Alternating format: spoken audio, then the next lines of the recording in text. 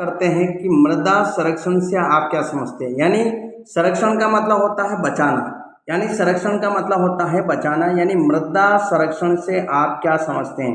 यानी संरक्षण का मतलब होता है बचाना, यानी मृदा का मतलब होता है मिट्टी, यानी मिट्टी को किस प्रकार से बचाया जाए, यानी मिट्टी को बचाने से आप क्या समझते हैं। यानी मिट्टी के अपरदन यानी नष्ट या क्षय यानी कि नुकसान, यानी एक जगह से दूसरी जगह को रोकना ही मृदा संरक्षण कहलाता है।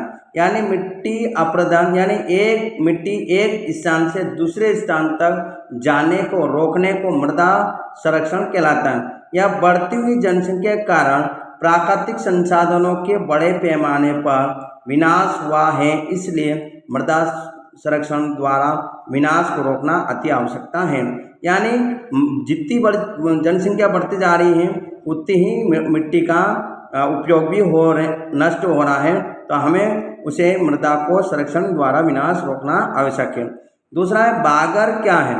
यानी बागर एक पुरानी जलोढ़ मिट्टी है, बागर कहते हैं, यानी पुरानी यानी पहाड़ी इलाके को हम कह सकते हैं जलोढ़ मिट्टी, यह बागर कहते हैं। यहाँ नदियों द्वारा निर्मित प्राचीन नदी है, नदियों द्वारा निर्मित प्राचीन मृदा है। ऊंचे भागों में पाए जाने वाली यह मिट्टी उन क्षेत्रों में नदी मिलती है जहां नदियों की बाढ़ का जल नहीं पहुंच पाता। सीओ की सीधी बात, यहाँ आप कह सकते हो कि बागर मिट्टी का तात्पर्य होता है कि जहाँ पर नदियों द्वारा या बाढ़ की स्थिति ना पहुँचे और वहाँ पर उस मिट्टी पाना ही बागर मिट्टी कहलाती है।